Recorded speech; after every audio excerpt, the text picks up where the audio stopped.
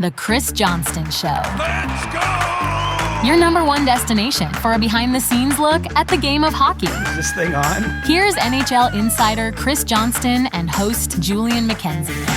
Yeah, we'll get to a bunch of hockey topics at some point on today's episode. But I got a sports question for you, CJ.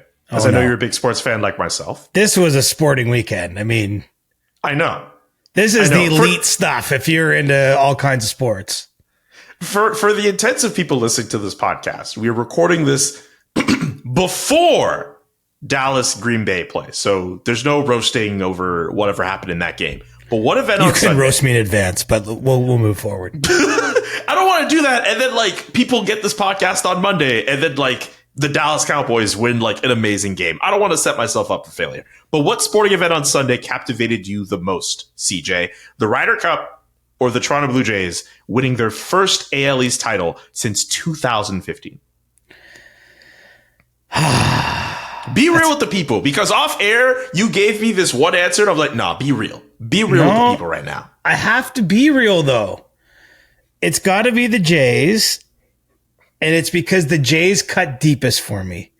And so even though I'm in a complicated time with the Jays, as many the devout listeners of the show will know, it still claps back to why I love the thing, and it goes really deep and really long, and literally it's like going to games with my dad. It's a lot of years of amazing things that have happened. So to see them win a division title in the AL East, which just never frickin' happens, frankly. Even, they've had some good teams that didn't quite do that still made the playoffs through the wild card. When you're in a division with the Yankees and the Red Sox, to say nothing of the Orioles and occasionally the Rays, which have had some runs. I mean, I don't know. That tugs at my heartstrings a little more, even in a season where I sat out, 80% of the season. You did. You came in at the right time. Yeah, I don't know. I came in to watch them, veer close to the edge of the cliff. But they didn't veer off. Well, I'll say full marks to the Jays for me. Obviously, I don't know what's going to happen in the playoffs, but they took care of business at the end. The Yankees just did not lose for the last 2 weeks of the season. And the Jays had to take care of their own business, which is, I think, the way you want to go into the playoffs. And, got down to the last series of the year and they won the games they had to win and they controlled their path and they got in, and I think it's significant to win the division. So the Ryder Cup through the whole weekend definitely took more of my sporting attention. But on Sunday, I felt the most feels just to see the Jays win. And some of it honestly is just me being, droopy and sentimental and just thinking back. I posted a photo from when the Jays actually won the 1989 AL East. I remember that was the last weekend of the season that they got that done. They played Baltimore that last week of the year, and it was pretty cool. And we actually made this. I mean, I was 6 or whatever. So you can see the quality of the banner we made. We made a banner and put it on our side fence at my house. And there's a photo there of my granny and my sister and I. And so, yeah, I don't know. To me, the Jays means more, but the Ryder Cup, that's an elite sports event. If, I don't know how many golf fans we have listening to this podcast. I'm a golf fan. I've been a golf fan also my entire life. But I didn't have the same rooting interest. I will say I was cheering for Europe, but it's not quite the same thing. If the US had actually come back and won on Sunday, which they were darn close to doing, I'd actually probably be just as excited in a strange way, because that would be an historical comeback and all those things. So anyway, what a sports weekend. And then we got to transition to preseason hockey afterwards. Hey. I mean, I didn't have any preseason games on our slate today. You were at one today, though. I was at one today in Quebec City. That's where I'm doing the show from today. The Ottawa Senators playing against the New Jersey Devils. They won on Sunday. The points don't matter, but they won in Quebec City. Homecoming game for Thomas Chabot. Yeah, it was cool to be at a preseason game, but there was a part of me that saw the excitement in the CJ Show chat for the Jays game and the Ryder Cup throughout the weekend. And I felt a bit of FOMO because I was just I love Quebec City. It's a great city. I'm really thankful for the opportunity to cover this training camp at this juncture. But part of me really, really wanted to be on a couch just watching all the sports. I got to say, and I appreciate that, as I get older, Sundays in the fall, I just try to protect those as much as I can. Because obviously we don't have 9-to-5 jobs. We don't have, and that's all good. I will take the trade-off for, knowing that the alternate story here was lots of 9-to-5s in an office and then not all the amazing experiences you and I have had. But I love being home on a Sunday at this time of year. I just think it's the absolute shit, frankly, with what goes on in the sports world and getting a chance to experience. And the one thing I actually wear as a badge of pride, I still get, I love sports, man. Yeah. I'm sitting there on my couch this weekend yelling at the TV like any idiot and still being able to feel something after kind of living the life we have is something. And that's what I felt this weekend. I mean, the Ryder Cup was insane the way Europe went ahead, then US comes back. The Jays, it looked like they were going off seriously the cliff with the way their bats got cold there in the last 2 weeks especially, and then they get hot. They hit a couple grand slams here the last few days. Alejandro Kirk has a great Sunday and they clinched the division, and now look, it doesn't end here. That's the thing. Now we're getting into the first week of the baseball playoffs. We're getting ever closer to the NHL season. And the NFL is just kicking up a notch too. So, I mean, it doesn't end at this weekend either. That's why I love the fall. I love the I love the summer for chill. I love the fall for getting back into the sports world.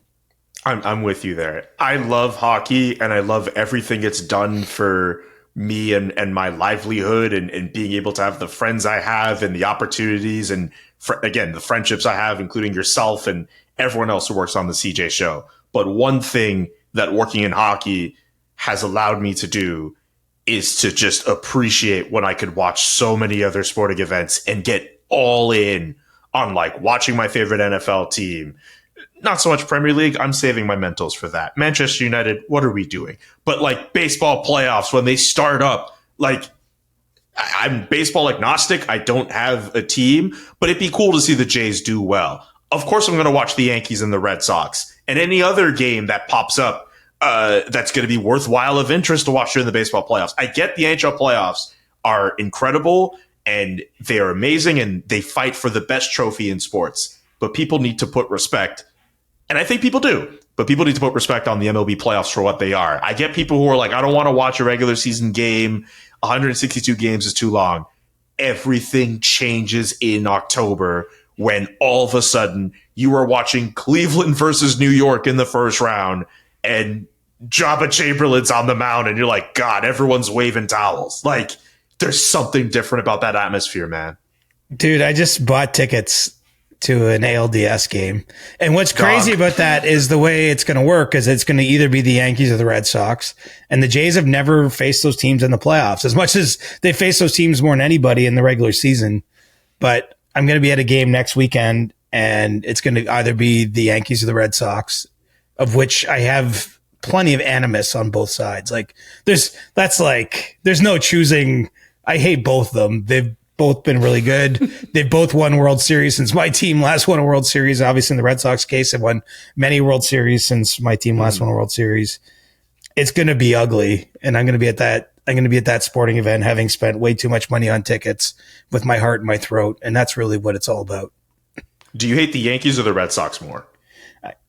I hate them both, man. You can't pick between two. It's very easy for me between those two franchises. Oh no, it's not easy for me. It's not easy. Crazy. It's so much easier for me. It's easy to say Boston, I think, but the problem is my memory spans way beyond when Boston sports teams are winning all those championships. And so the Yankees were the evil empire before the Boston teams. And so for me, it's both ways. And I'm scared of both teams. I mean, look at Judge. If I had to pick, and I'm going to eat my words, I would rather the Jays face the Red Sox in that next round. But I realize, I mean, there's no good matchup there. But I think the Red Sox is probably the better outcome. But it's going to be awful. I'm going to hate that game. I'm going to love it, but I'm going to hate it. It's just why didn't I just sit on my couch and watch it? But I just felt the need to get down there and officially bury my hatchet with all the nonsense. Last baseball note before I transition over to a best on best question. knowing that I wouldn't be able to watch much Jays today, even if I am not a Jays fan, I did wear my Vladimir Guerrero Jr. socks. Oh, wow. I just figured it'd be a good day to wear them. That's good. I hope he starts hitting at some point. He's still been a bit of the missing piece here of late. Hey, but you know what? That's how it goes. You save it for when it matters. It doesn't, a big hit in the fifth last regular season game doesn't necessarily matter. But if he does it, next Saturday or Sunday when the LDS gets going, I'm going to be pretty excited. Okay, last non-hockey question, but I'm sure with where I'm going with this, it could easily spill into hockey.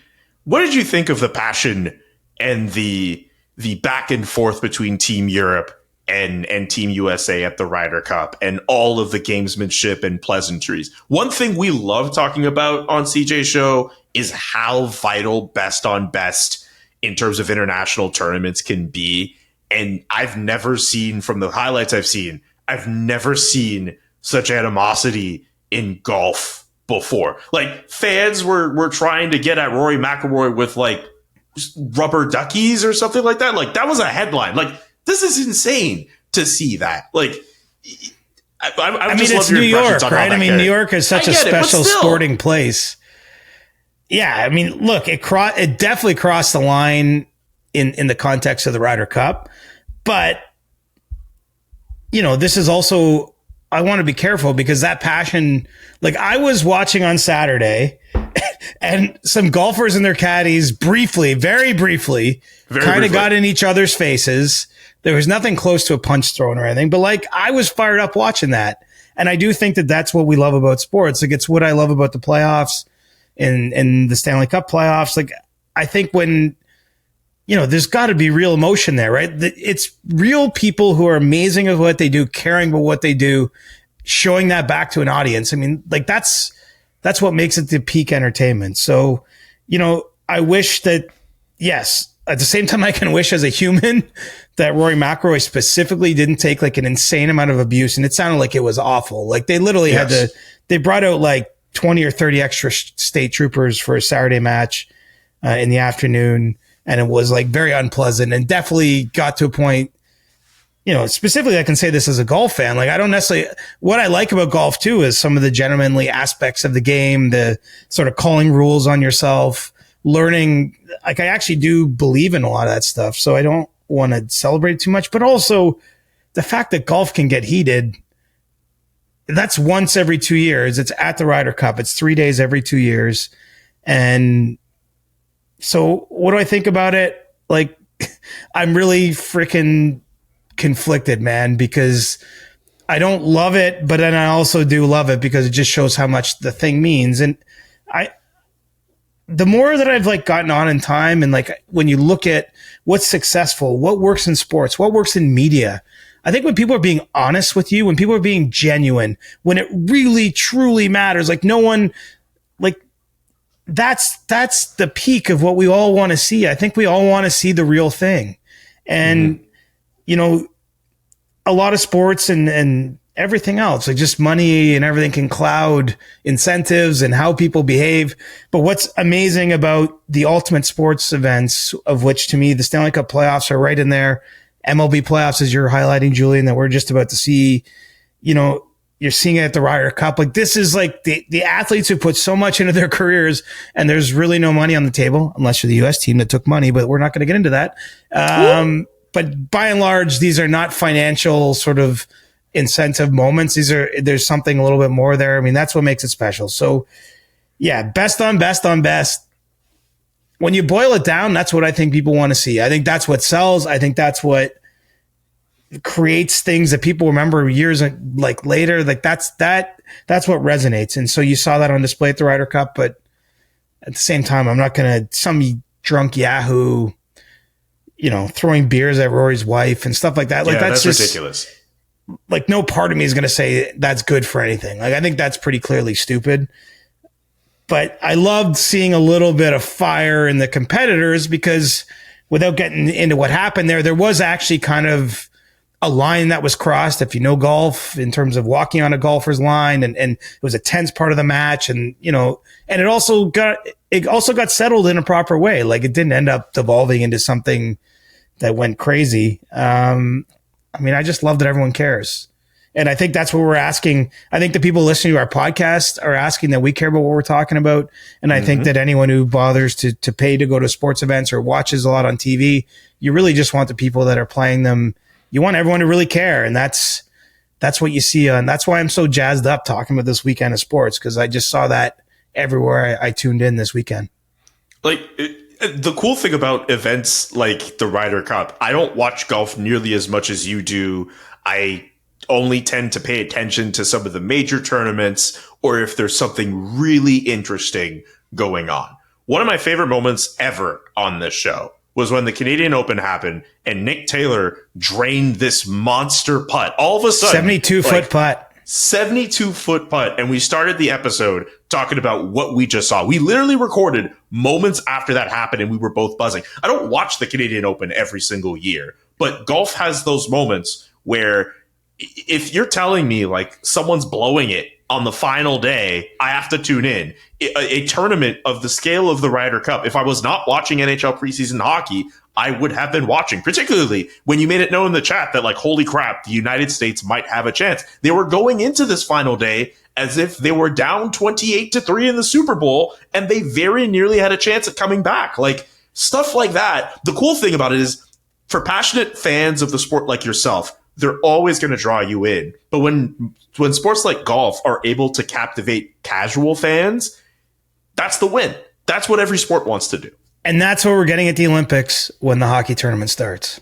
Oh, yeah. And I know we're like, sorry to like jump way ahead, but I mean, no, this is exactly where I wanted to go. That's what makes what's going to happen in Milan in February so special, is that truly, people watch those games that don't watch hockey as the people that never even heard of this podcast or any other podcast, or would never read a hockey story at The Athletic or whatever, the people that don't usually indulge our content get into it, right? When we saw the Four Nations, like, you could feel that tournament, even, and that, to me, I mean, it was a crazy moment in time. You get the US-Canada game with the fights.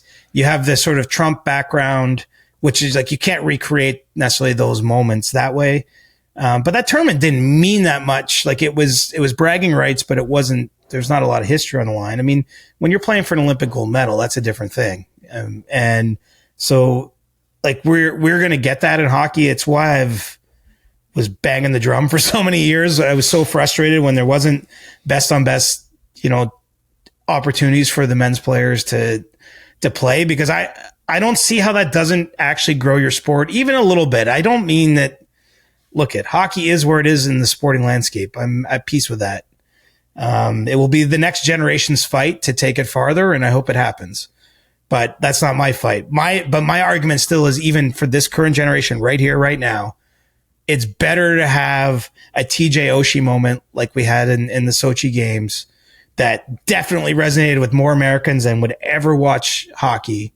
And I don't know what the version of that will be in 2026, but you put the best players on that kind of stage, you're going to get these kind of moments, right? You're going to get passion. You're going to get a lot of things that I think resonate well beyond our sport. So I'm glad we're back in that era. I mean, it feels like we're actually, Steve Dangle threw this in our group chat. I think it's kind of true. Like, we're kind of in this, maybe like almost a golden era of sports broadly. That's a hard thing to measure, but there's a lot of good things happening if you're not just tied to like one or two teams that you're cheering for those teams. I mean, there's a lot of excitement. I think that's legit. And, for me, that Olympics is going to hopefully be that too. The only thing I'm worried about from a North American perspective, I haven't looked closely at the times of the games, but I know they're not ideal. Like, stuff like that is real. Like, if there's a awesome game at 9 a.m. on a Tuesday, well, let's face it, a lot of people are at work, like, just in general, like, people do have to do other things, but even still, it's better that we're having these tournaments keep coming. And to me, the Ryder Cup shines a light on that, because my friends who aren't into golf still were a little curious about that, and they don't care even about the Masters necessarily, or the British Open, or other things that get me excited throughout the year. There's a part of me that's there's a massive part of me that's excited for the Olympics. There's a small part of me that is preparing for a bit of a letdown in the sense that as exciting as the Olympics are and have been, and it's gonna sound really strange the way I'm gonna say it, because of the expectations and because of what we saw from the Four Nations, there's a small part of me that is like awaiting a tournament that might not, for whatever reason, match that same excitement. We had a whole game with all the background you mentioned where we had like 3 fights in like a matter of seconds. And like, that is the most you're not getting that thing. Because of the rules of the Olympics. Like, you can't fight. So. That, but also, yes, but like, that's the most memorable thing from that Four Nations tournament. Like, you mentioned TJ Oshie being that big Olympic moment for Americans. For non-dedicated hardcore NHL fans, they latched onto the Tkachuk brothers and JT Miller fighting those Canadian players. Like, that's their moment from that. I wonder what it's going to be for the Olympics. It'll find a way to match that, but like, there's a small part of me that's like wondering, like, well, what if it doesn't match up to what everyone's been waiting for that time? It probably will, but I'm wondering. It depends how your view is on like, and like this, you're bringing up a good point. I mean, it's never going to satisfy everyone. You know, I take a holistic view of hockey. Like, I actually enjoy it because I've been lucky enough to cover the hockey around the world so much and been to so many countries where people care about it as much as Canadians or Americans, you know. So I think that maybe you might not be thinking this, but here's an example of what some people might call a dud. If you get like a Switzerland, Czech Republic gold medal game, you might be like, yeah, of course, that's not going to be creating buzz in the streets of Kelowna or Kamloops or St. John's necessarily. But I would say from a hockey standpoint, like, how cool for those countries. And you might have a moment out of that game. Maybe Switzerland wins a gold medal at the Olympics. And in a weird way, 20 years from now, we're talking about a boon in Swiss hockey players coming to the National Hockey League or whatever the best thing is at that time. Like I think that it doesn't mean that every game will be iconic. It's about, though, giving an opportunity for the game to grow, because the truth is we all benefit that love a sport when it gets bigger. Like, the thing that we should actually fear the most is it's only loved by the same people that love it today. If it doesn't grow, the best athletes go to other sports, right? I mean, there'll be great athletes as long as there are human beings, you know. But you want the best athletes to play the sports you love, because that, you know, allows the sports to have amazing things happening. So, you know, that's how I view it. I'm not guaranteeing a Canada-US final, which obviously would be huge in North America, but maybe that would be crappy for the Swedes listening to our pod. Maybe they'd be like, yeah, boring, same old shit. Yeah. Who cares? You know, like, you're never going to satisfy everyone, but I do think giving that kind of scale, you know, you can't tell me the Czechs in 98 winning in Nagano. Well, there was a bad side of that story if you're Canadian, because, you know, they kind of lost on the semifinals in the first ever best on best NHL tournament. Like, that created memories for life for people in the Czech Republic. So anyway, I'm just saying there's no bad outcome when you put sport on that kind of level, because things are going to happen. And let's face it, in the NHL, we want more players. We just want more people playing hockey. The more people that play hockey means that this sport's going to live. To me, it's still the greatest sport in the world. It means that it's going to live long beyond my time around here covering it. I thought you were going to say, not to track back to your final example, I thought you were going to say Switzerland, Germany, off of the question that was asked to you last week about what scenario would be more chaotic, including. I was remembering the recent World Championship had a Switzerland Czech final in Prague, right? Yeah. So good to draw on that, but my brain was wondering, well, Germany's right there. Anyway, and honestly, it could happen. Yes. Like, I haven't looked at how the groups break down, but let's face it, you get into single elimination games, and I think we're getting to a spot in the world. And unfortunately, one of the stories I'm sure we're going to talk about is Alexander Barkov's injury. You know, even Finland, quite honestly, like, it's a devastating blow for them. Don't get me wrong. It's their marquee player, or one of their marquee players. But I actually think a country that plays the way Finland does, I would argue Florida Panthers are hurt more by Barkov's injury than Finland's Olympic chances. Believe it or not. That's just a personal view, but I think Finland's a country that it is definitely a we before me mentality. And even with one of their greatest, or the greatest possible loss they could have, I still think they can overcome that more than yeah, I think it's going to be tough for Florida, obviously. I think we should transition into this topic here. Like, I'm very curious now what it looks like for the Florida Panthers. For Team Finland, on a best-on-best tournament, it was already going to be a long shot, right, for them, but they're good at... Fair. They overcome the odds on the regular. They actually make the odds be like, hey, maybe the odds should be more in their favor, but they're not really in their favor too often. Absolutely. But I'm very curious about the Florida Panthers in the sense that they're already going to start the season without Matthew Tkachuk. And now your captain, your leader, the best defensive forward in the game right now is out 7 to 9 months. If you're the Florida Panthers, what do you do? What's next? Like, there's no way you fill that hole completely with Alexander Barkov, but what's your outlook on this team? Well, they're still the team that's been to 3 straight Stanley Cup finals. And they've been a team, right? Like that they have not been driven by just one player. They also have a very aggressive front office. And let's see how this plays out. I'm not predicting a trade in the next week, but they have cap space now to be aggressive in a way they wouldn't have been if they weren't dealing with this. And I think they're a team that does a good job of, taking the inevitable things that go against you in a season and work it in their favor. I mean, really, they made the trade for Seth Jones last year with the Aaron Ekblad PED suspension, and all of a sudden that worked out pretty well, and they kept Ekblad after it, right? He was a pending UFA, but they made sure they at least replaced him with that acquisition all around the same timing of that. So I would think in time we're going to see them go out and make an acquisition for a player. It might take some time. I mean, the trade market is paralyzed around the league. We've just seen no moves at all lately. But I'm not writing off the Panthers. But there's sort of no way around the fact they're going to miss Barkov. It sounds like the absolute best thing if everything goes perfect, like down to a T. And this guy's a machine as an athlete. If you've ever been around Barkov, seen him physically, that absolute best case scenario is he's coming back at some point late April, early May, whatever that is. So it's like into the playoffs, and who knows what he could be then. Really, if you're the Panthers, Paul Maurice and down, if you're the coaching staff and players that got to play all the next games, you're rooting for your buddy, but you're not counting on him being back. And then as the season goes along, they'll get a better sense. So, I still think that they have a great chance to be an elite team. But this is a massive, massive hurdle. And let's see the Bill Zito. I mean, somehow he's got 2 cups with his name engraved in them, but he doesn't have a GM of the Year award. I mean, he's got a chance to go out and win a GM of the Year award, I would suggest, if he can somehow find a way not to replace Barkov, but to use the cap space he's going to get here smartly. So, that's probably going to be a months long pursuit. But, I just see how much experience is in that team, how many of the guys have been there for a lot of, the success they've had. I can't predict a major fall off. I don't think they're going to, they're not going to crumble with one major loss in their lineup. I think they're going to rally around that team and still be good enough to hold water. And then let's see what acquisitions they make.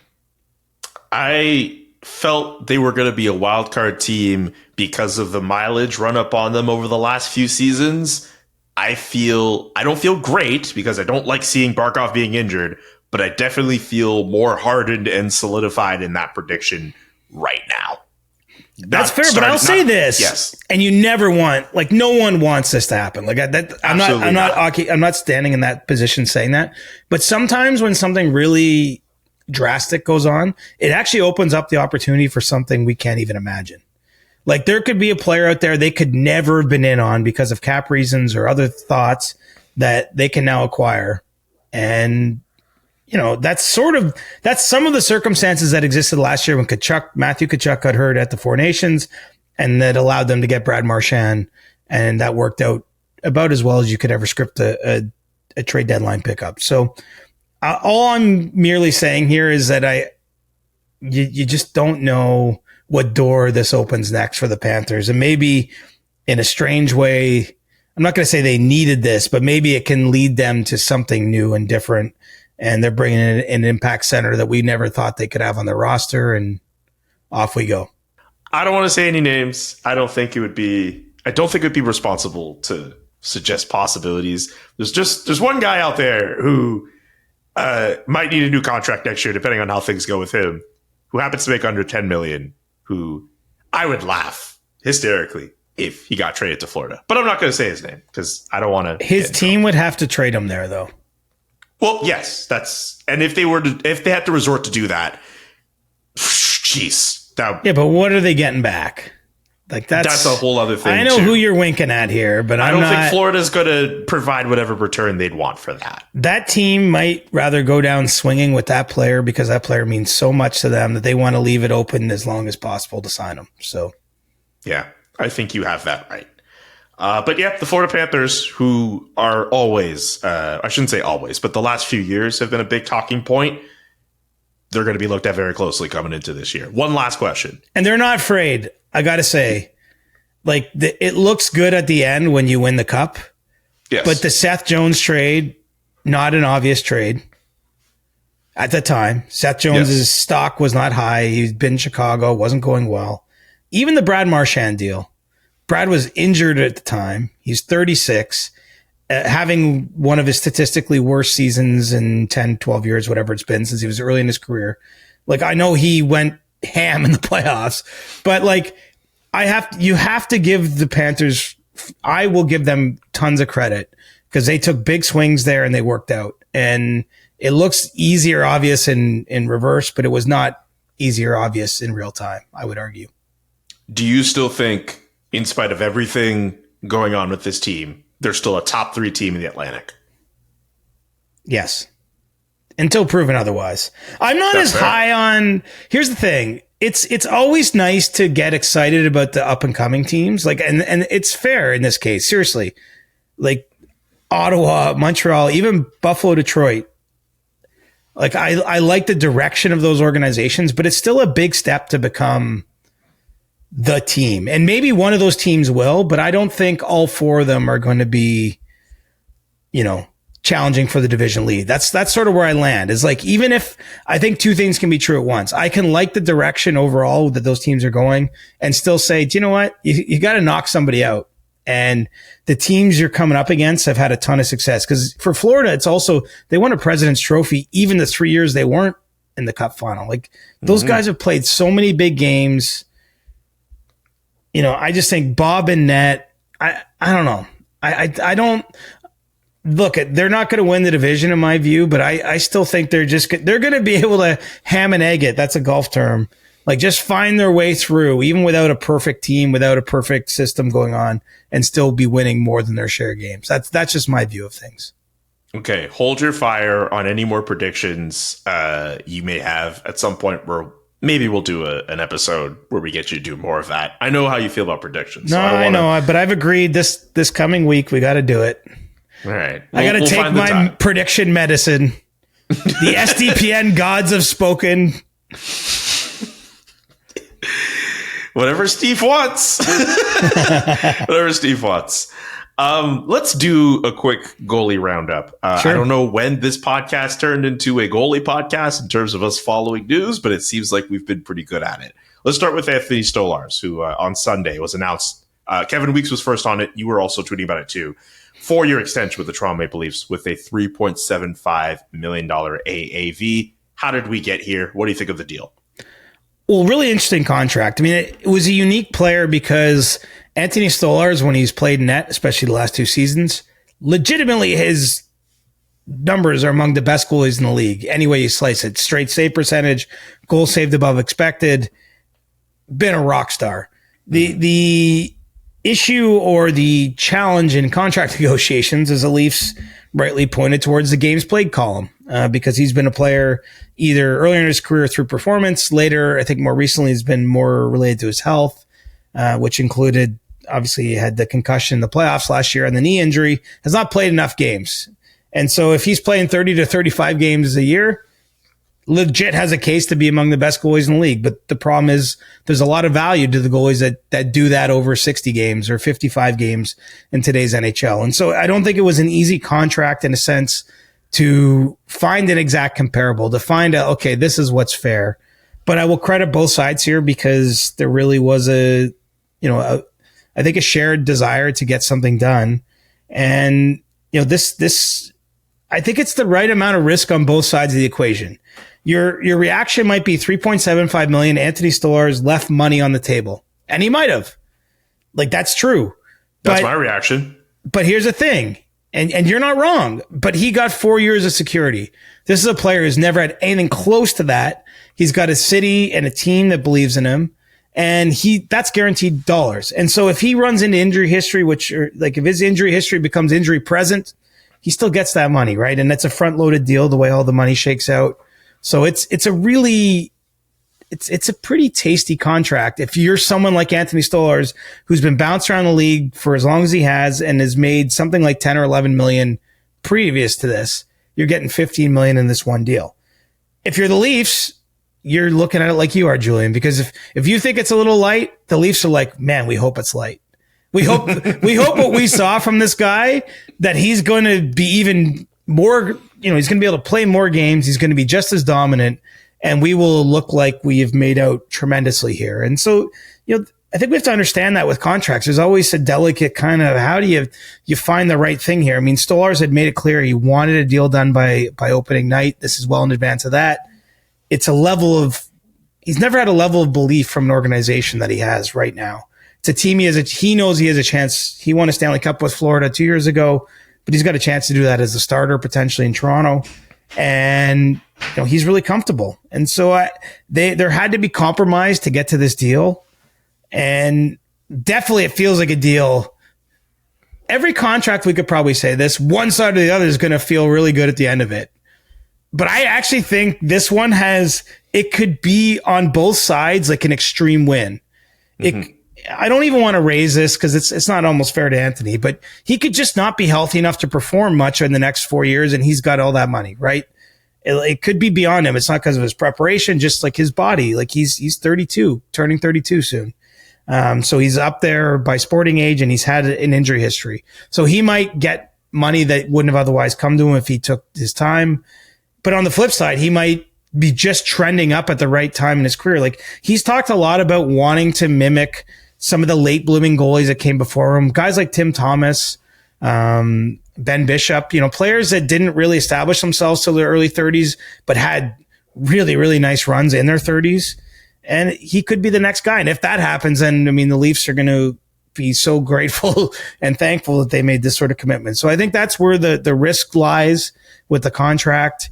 It's hard to question it. The Leafs, beyond this season, it takes effect, starting in a year from now, they're going to have $7.14 million tied up in Joseph Woll and Anthony Stolarz. And look, there's no guarantees here, but those guys were among the best tandems in the league last year. You got lots of goalies around the league now making $8 million plus on their own.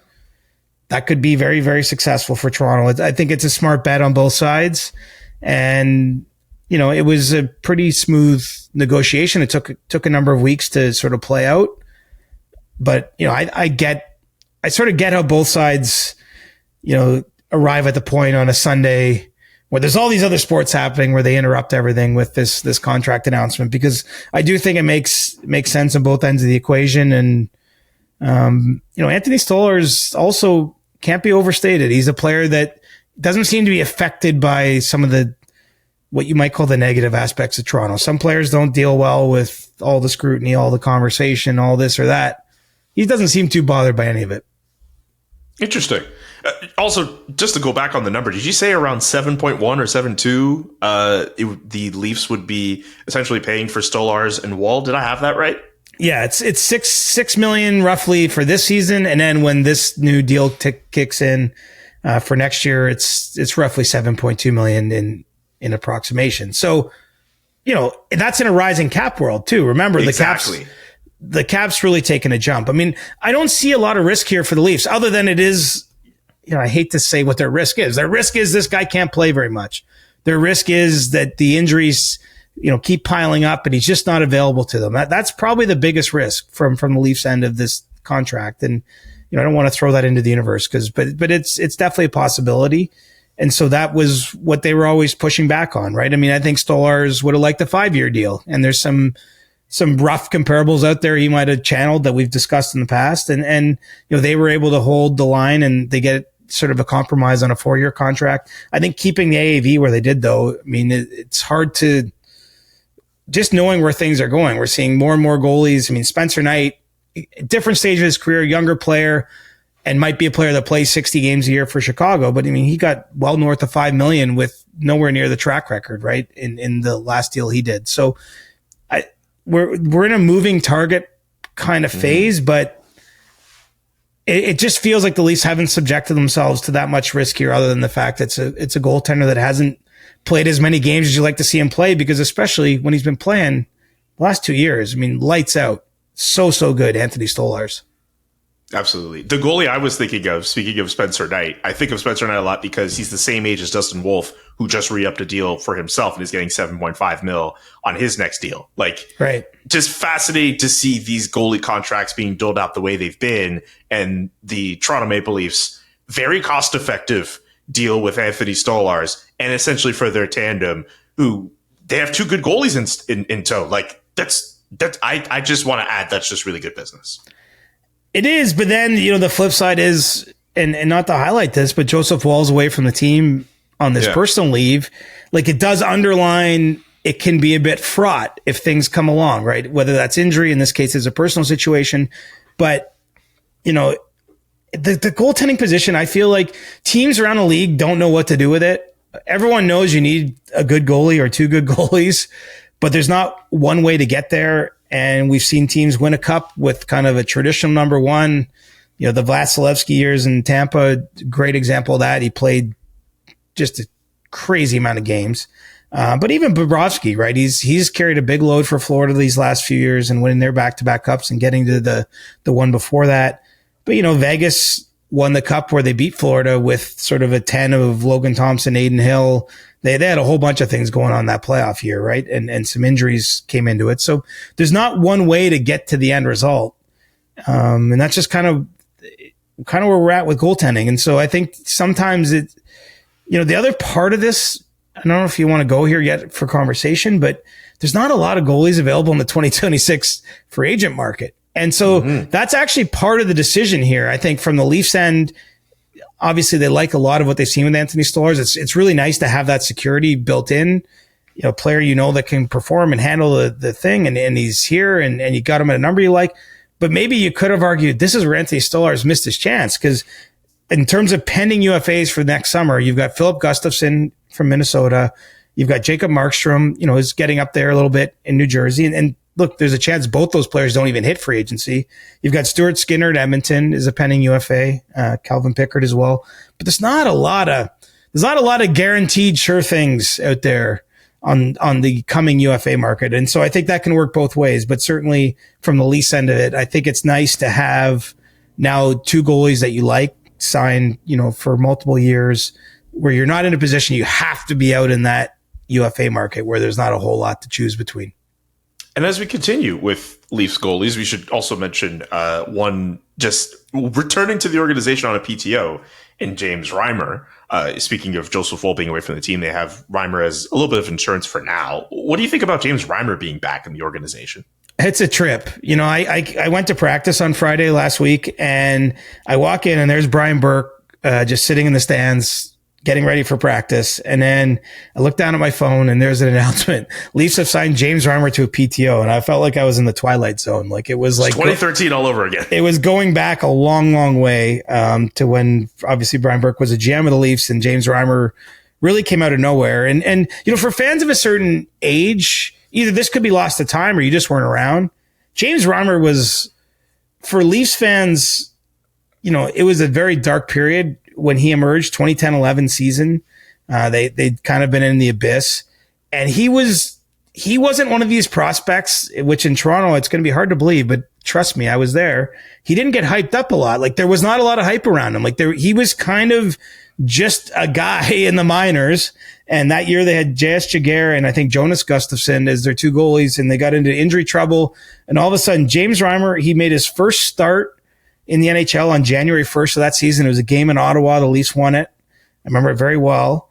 And then he started winning. The guy made 37 appearances in that season, even though he didn't make his first start till January 1st. So he basically ran the table from then on in. And the Leafs got into the 80s in points which wasn't enough to make the playoffs, but they won way more games with him than without him. And that's how he got into Leafs fans' hearts. And obviously he's gone on to have this crazy career where he's still going at age 37, 525 games under his belt. To see him back in Toronto is not something I ever thought you would, it never even occurred to me that would be an outcome. But, here we are with Joseph Woll's situation so unclear in terms of how long he's away. I think it makes sense to bring a veteran in, and he's the veteran. The only other guy that's out there, right? You've got Ilya Samsonov, another familiar face who's still a UFA goalie unsigned.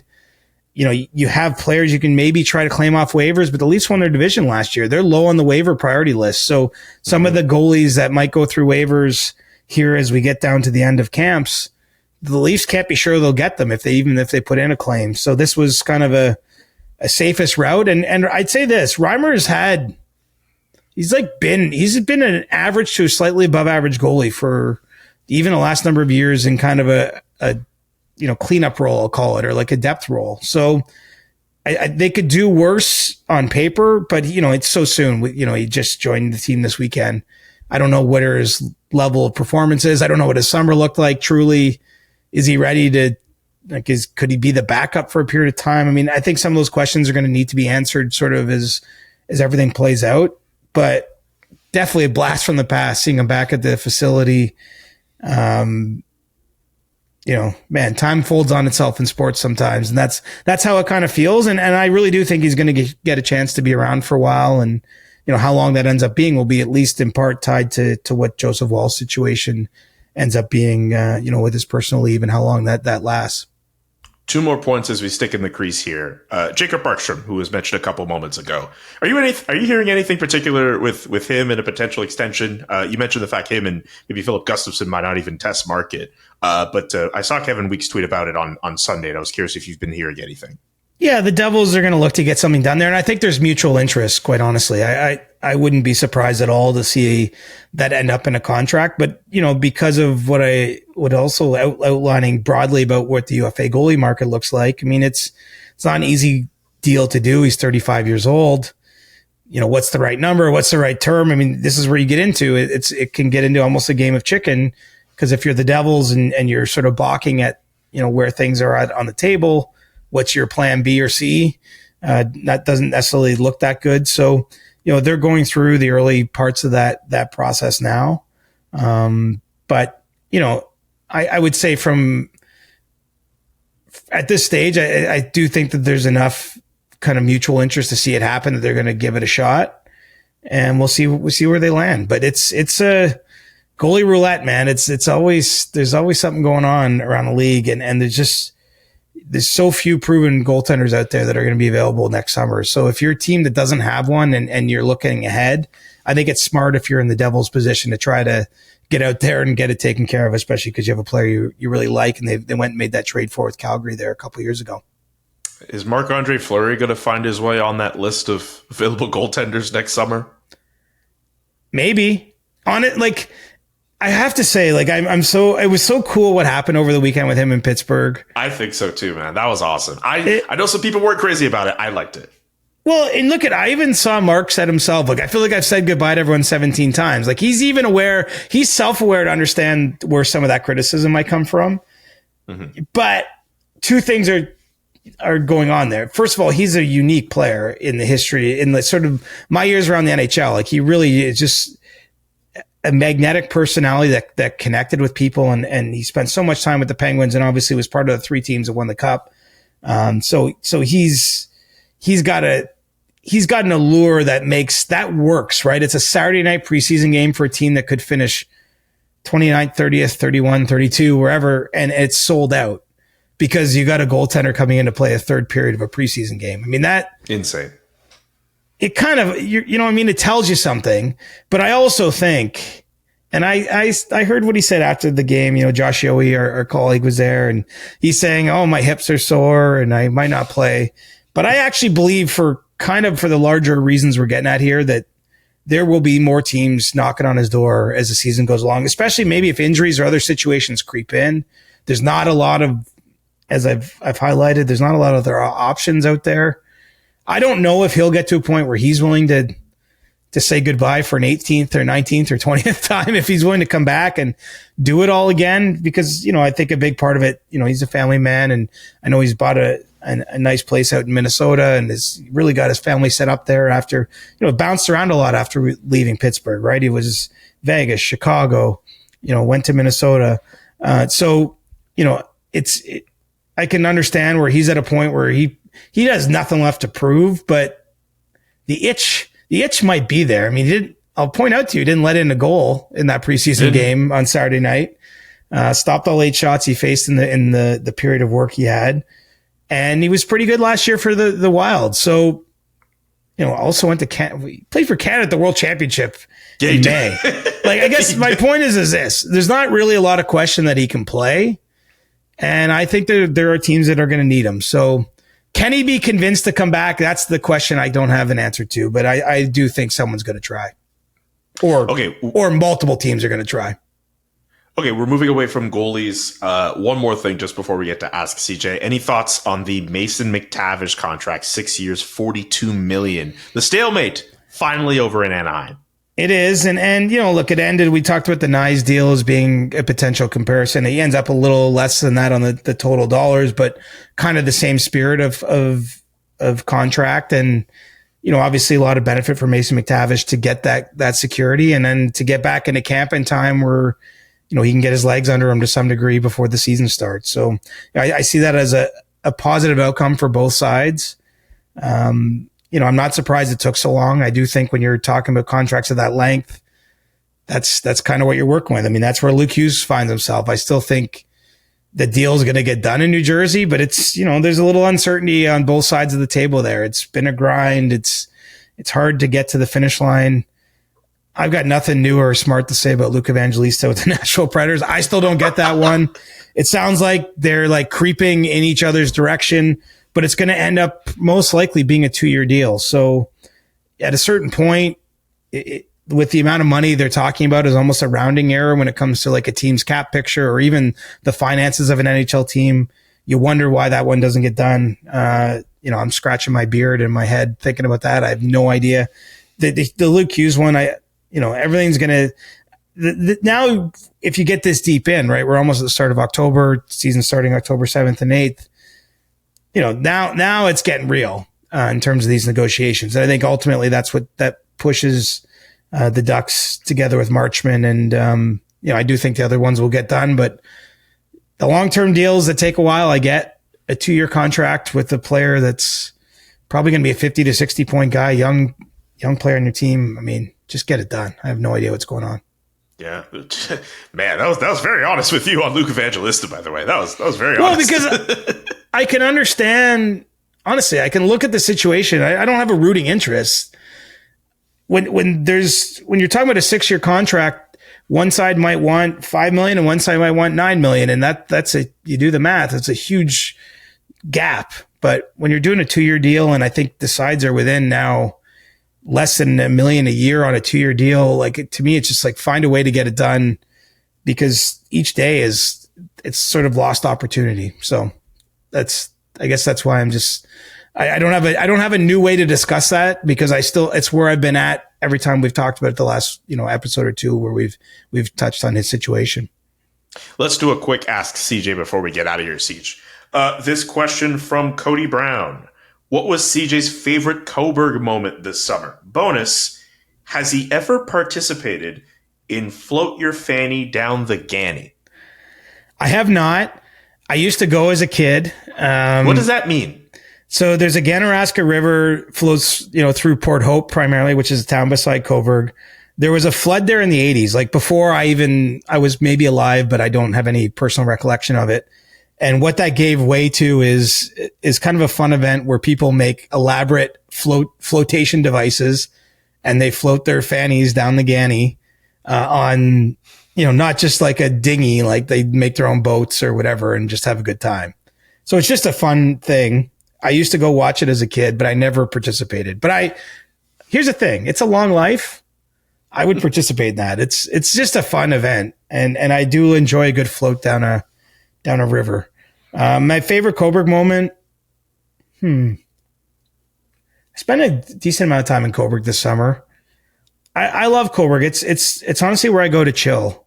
Like, I don't do too much when I'm there. I love going for my runs in Coburg, especially there's like no traffic. You don't stop at a stoplight. You know, it's not. So probably I did a 19K run there recently. That might have been my favorite moment. Just, I mean, to run 19K around Coburg, you literally see the whole town and then some, because it's not much bigger than that. So that was pretty cool. And just, you know, obviously spending time with my family. We had a party for my sister-in-law who retired in my dad's backyard in late June. That was pretty cool too. So, I mean, I think just being there, it's there's something about coming home that fills my heart up. And that's for me what a Coburg visit is, but it's never like, you know, I think I ate out once. Like, I don't go to restaurants. I don't go to bar. Like, I just sort of just chill with my people. And so that's my answer. And, but I've yet to float my fanny down the Ganny, but it's still early in this life for me. I really appreciate the context here. I had no idea what that was. Yeah, nobody does. I mean, there's like 30,000 of us on Earth that do, and nobody else has, like, everyone else listening to this podcast has no clue what that is, but it's a fun event. Keegan Little wants to know, does the Atlantic Division put 5 teams in the playoffs again this season? Yes. The Metros. Okay. I think the Rangers are going to be better in the Metro. You know, I still think I look at the Hurricanes as the class of that division. You know, the Devils are going to be pretty good. Columbus had a nice year. But Pittsburgh and Philly, I still think need time. I just see there's a pretty big. Yeah, I'm not sold on them. Like, I think they're going to be fine. Don't get me wrong. I'm not saying they're in the draft lottery sweepstakes, but I think that it's hard for me to make a case for the Metro to. I think there's a big gap between what the Atlantic and the Metro are in this point in time. So I'm comfortable saying 5 teams from the Atlantic, 3 from the Metro. The teams from the Atlantic, what? Tampa, Toronto, Florida, Ottawa, We're Montreal. doing our prediction episode next week, and obviously I haven't thought about it. I'm not trying to I'll give a real answer with some thought the next time we do the show. All right. Last one for you, the Beard Man. Have you heard anything about an extension for Cole Perfetti of the Winnipeg Jets? I have not. I think that Kyle Connor's been a big focus for the Jets for obvious reasons, with him being a UFA versus an RFA for Perfetti. But, you know, Perfetti really likes being in Winnipeg. And I think the Jets are in a really nice spot. I mean, look, it's a tough season for them starting the year without Lowry, you know, being injured. But bringing in Jonathan Taves, I really think there's going to be a path to keep guys like Connor and Perfetti and to keep kind of the core of this team together. Obviously, you're a couple years removed from Scheifele and Hellebuck both signing extensions. So, well, the Jets definitely are, you know, they have to be mindful of their team building. I think they're in a really nice window here to build on last season myself. I've seen some people say that they're predicting Winnipeg to take a big fall off. I don't see it. And I think this is a massive year for Perfetti to take a step forward. And honestly, I think it's all gold for the Jets. I'm willing to say that, like, for me, they're a team I bet the league is sleeping on still a little bit. A lot of people are going to look at last year's performance in their regular season and be like, everything went right, and it's going to be hard for them to replicate that. Obviously, it took the Manitoba Miracle for them even to get to the second round, which was pretty awesome. I was watching that live, the way they got through in Game 7.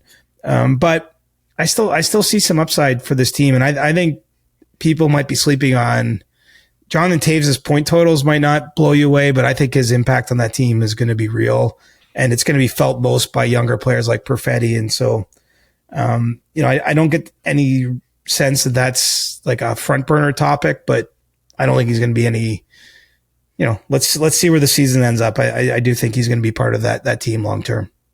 All right. CJ, great work as always. To everyone who tapped in, first off, thank you. Too. Keep it locked for whenever our predictions episode comes out, because it seems Is it like not Thursday? Is it Thursday? Do you want to do it Thursday? I thought it was Thursday. Why are you playing hard to get over here, McKenzie? I didn't know there was a specific day. I just knew we had to do it. I didn't know it was going to be Thursday. We can do it Thursday. We have the ability. Let's do it Thursday. Thursday it is. Tap in on Thursday for our predictions episode. Henceforth and forthwith, so it shall be. Thursday is the episode. As it was deemed on this. Yes. I love it. Let's do it, buddy. I have spoken, or CJ has spoken in this case. Subscribe to the podcast if you haven't done so already. Thanks so much for listening. And whatever happens in that Packers-Cowboys game on Sunday night, react accordingly. Peace, guys. The Chris Johnston Show. Follow Chris on Twitter @ReporterChris and follow Julian @JKA McKenzie. The Chris Johnston Show.